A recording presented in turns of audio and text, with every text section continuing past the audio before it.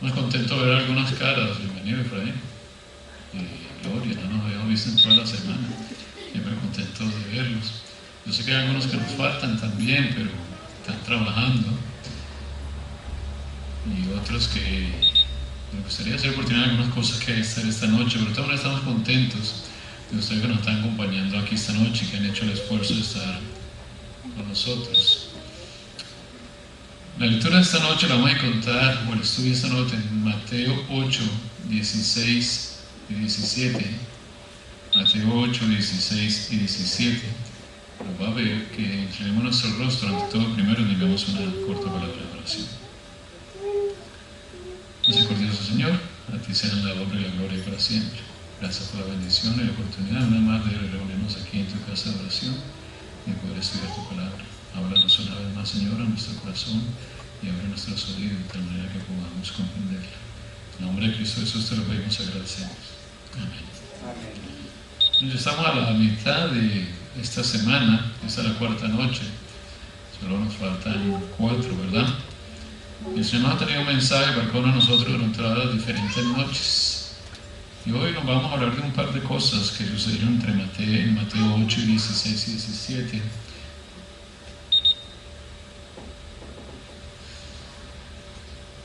Y dice: cuando llegó la noche trajeron a él muchos endemoniados, y con la palabra echó fuera a los demonios, y sanó a todos los enfermos, para que se cumpliese lo que fue dicho por el profeta Isaías, cuando dijo: Él mismo tomó nuestras enfermedades y llevó nuestras dolencias.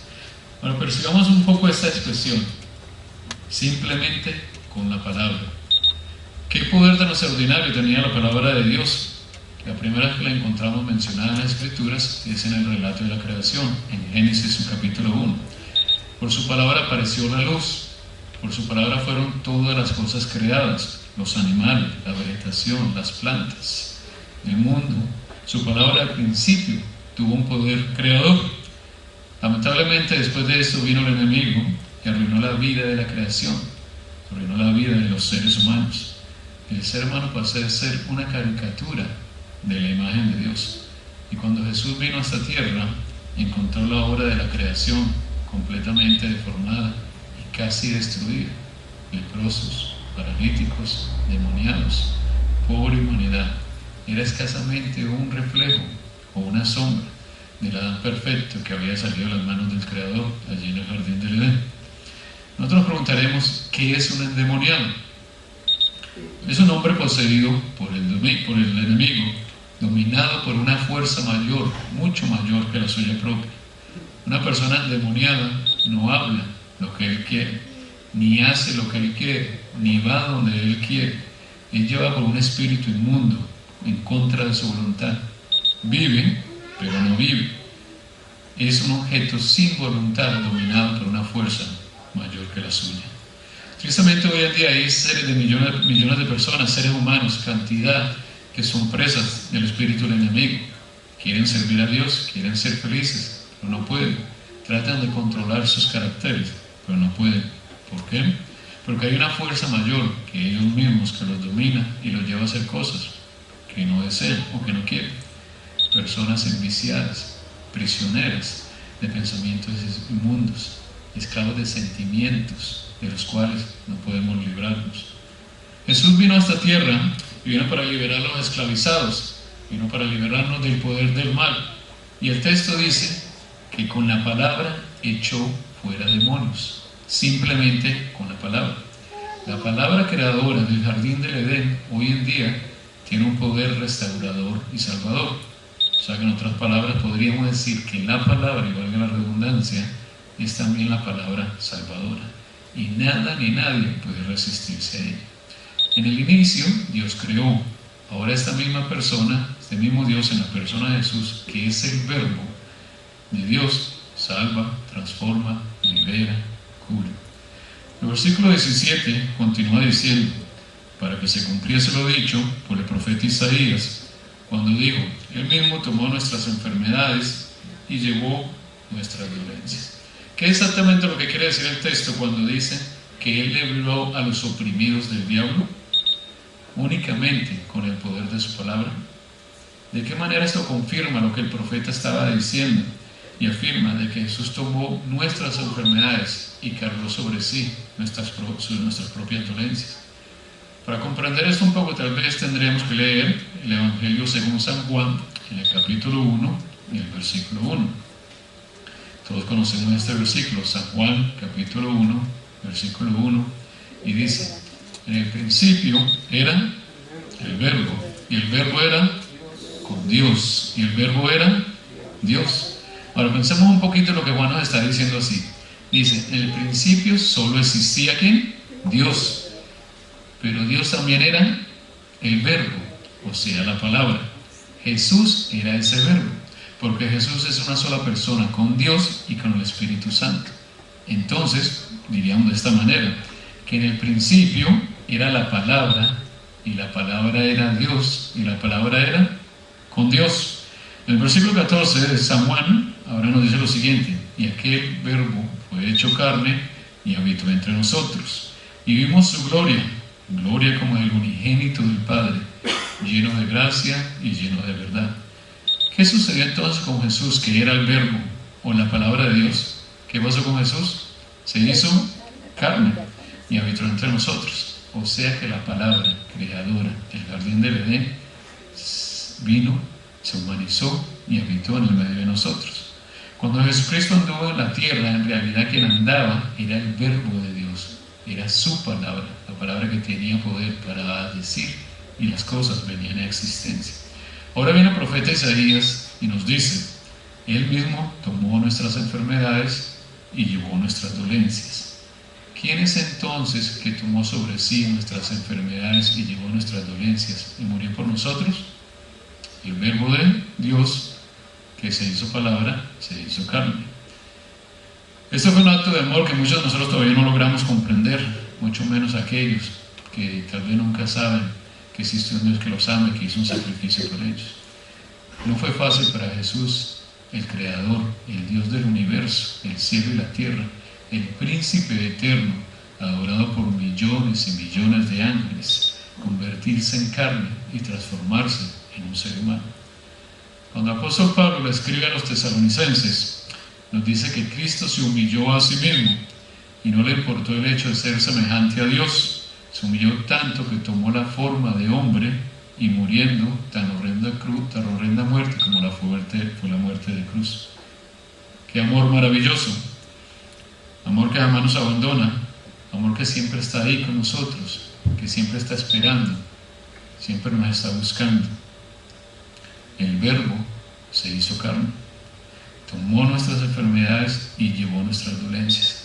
Vino a esta tierra para ajustar el camino de libertad. Cuando estuvo personalmente en la tierra, liberó a los que estaban prisioneros del diablo, y hoy, a través de la fuerza del Espíritu Santo, quiere continuar liberando a los esclavos del enemigo. Quiere seguir dando la oportunidad a los hombres de que sean libres. Nos quiere seguir dando y brindando la oportunidad de que tengamos esperanza de vida eterna. Pero para liberar, para salvar, tuvo que pagar un precio muy alto. Para pagar nuestro rescate, el Verbo tuvo que hacerse carne. Jesús mismo tuvo que tomar sobre sí nuestras enfermedades, nuestras debilidades, nuestras dolencias como seres humanos. ¿Pero por qué? ¿Acaso Jesús no podría haber salvado al ser humano sin haberse hecho hombre? No, no podía. Simplemente esto era imposible. Era necesario que Jesús se hiciera hombre y llevase sobre sí todas nuestras dolencias y todas nuestras enfermedades. La Biblia dice que la paga del pecado es muerte, ¿verdad? Todos nosotros habíamos pecado.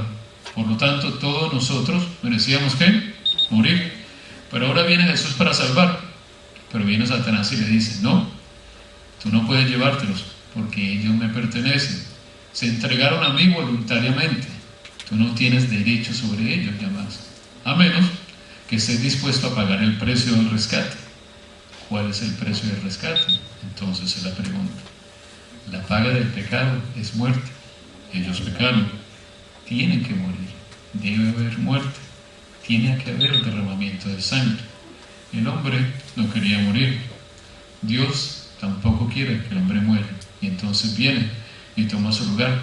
Se dispone a pagar el precio del pecado por algo que él nunca cometió. Cristo se dispone a morir por el ser humano.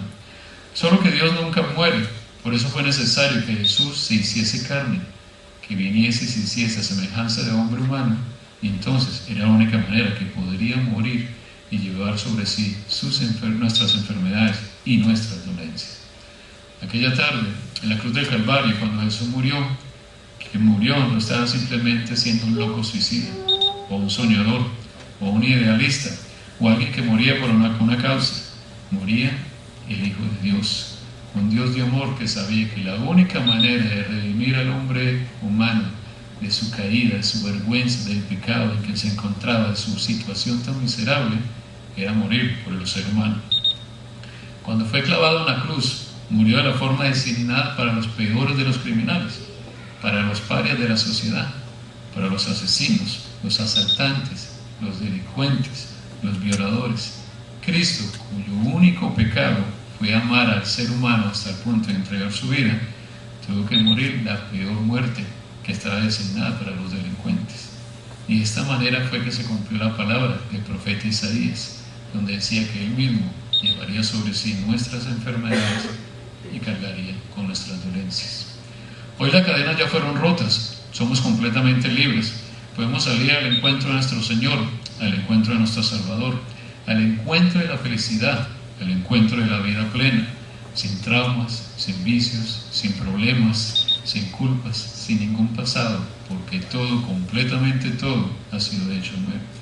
Pero ¿estamos listos nosotros para recibir esa plenitud, para recibir esa libertad? Porque de nada vale que Cristo haya pagado el precio de tu vida, el precio de mi vida, si nosotros simplemente no lo aceptamos voluntariamente. Quiero hablar ahora algo muy importante en este momento. Dice, en la Biblia encontramos muchos milagros de Jesús. Hizo cualquier cantidad de milagros. Hemos hablado de algunos de ellos durante las noches que hemos estado aquí. Pero hubo muchos milagros, la mayoría de ellos, donde Jesús permitió que hubiera participación humana.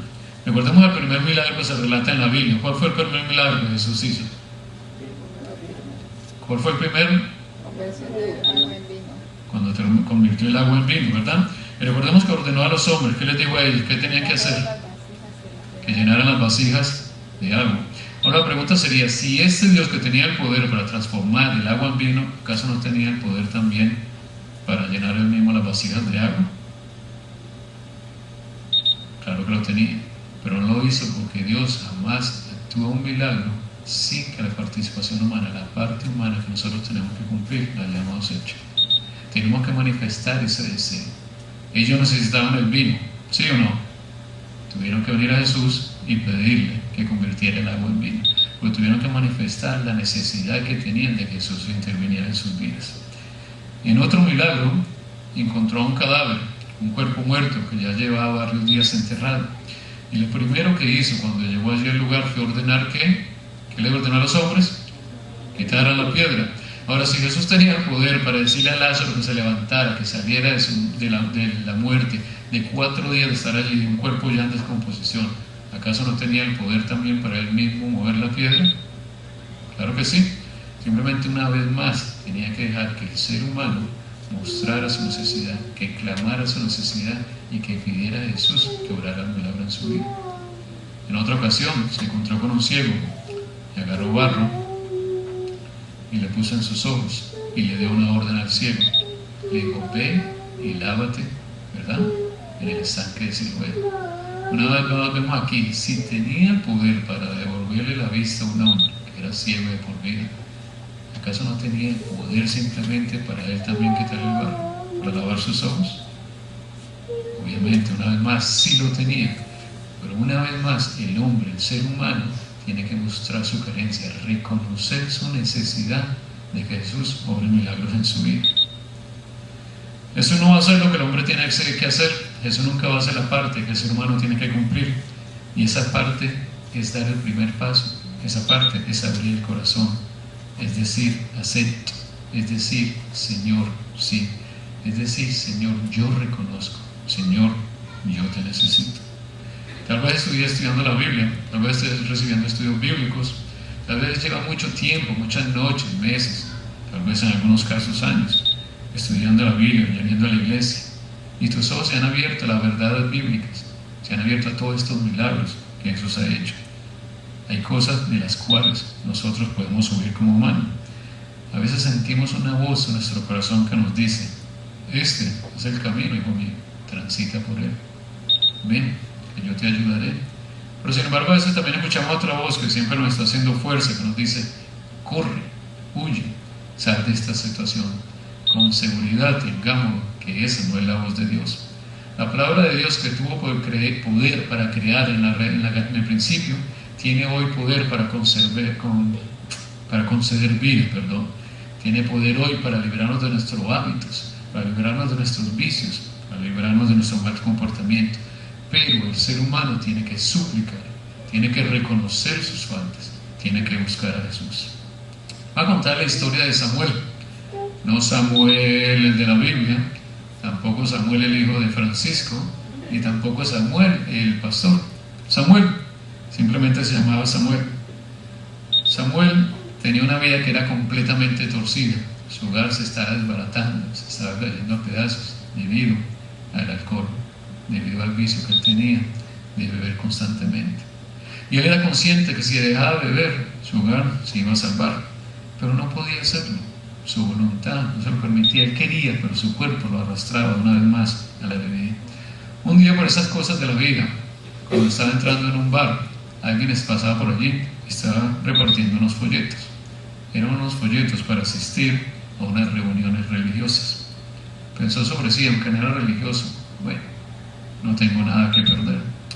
Y en medio de su estupor se levantó, fue a la dirección indicada que había en el folleto. Allí se encontró con Jesús. Allí se dio cuenta que había alguien que podía ayudarlo a su problema. Allí se dio cuenta que había un poder que podía transformar, que podía cambiar. Creyó en Jesús, le entregó su corazón y ahora sirve fielmente en la iglesia. Pero eso no fue todo. Al principio su esposa no creía, porque varias veces había intentado dejar la bebida y había tratado de cambiar su vida por sí mismo y nunca lo había logrado. Pero la transformación de Samuel fue tan impresionante que su esposa empezó también a asistir a la iglesia, empezó a acompañarlo también. Y hoy también, gracias al poder del transformador, ella también es un miembro de la iglesia. Amigo, compañero, hermano que nos escucha esta noche, Jesús ya hizo su parte. Jesús ya hizo lo que él tenía que hacer.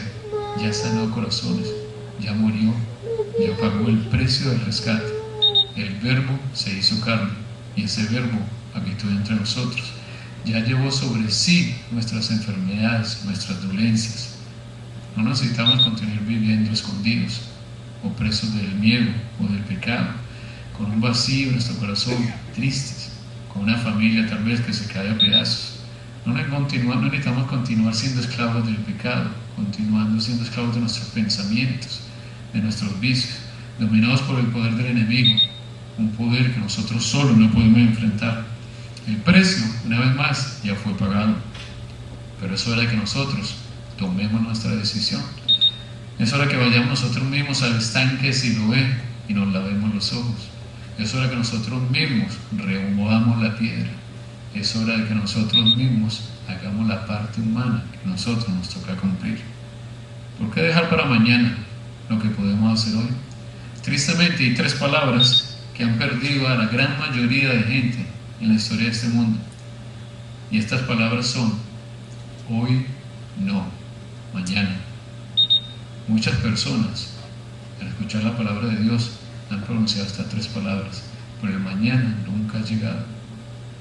Nunca han vuelto a despertar, o al levantarse el otro día, trágicamente perdieron la vida.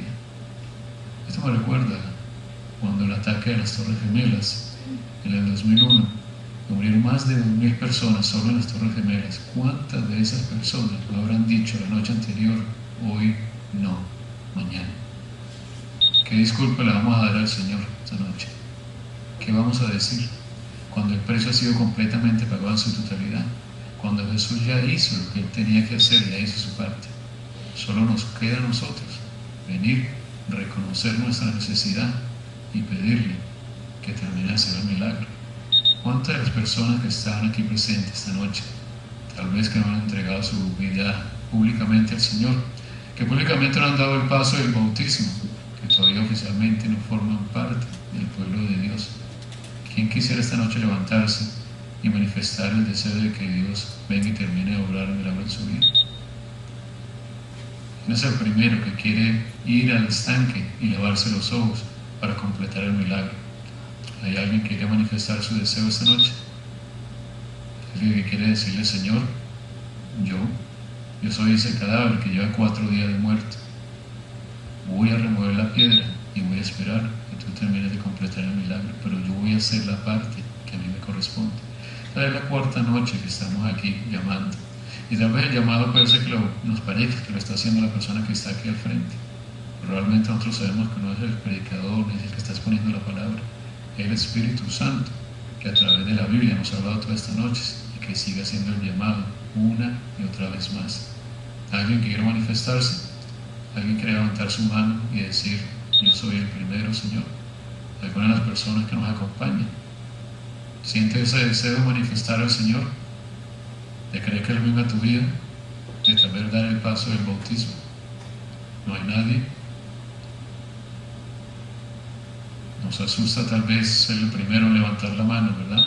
O tal vez nos da algo de pena a veces. ¿Alguien quiere levantarse y decir: yo soy?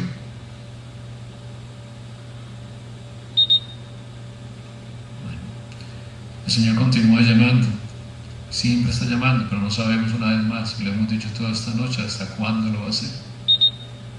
No sabemos cuándo va a ser la última oportunidad que nosotros tengamos de tomar esa decisión. No le digamos al Señor: hoy no, mañana. El mañana, una vez más, no nos pertenece.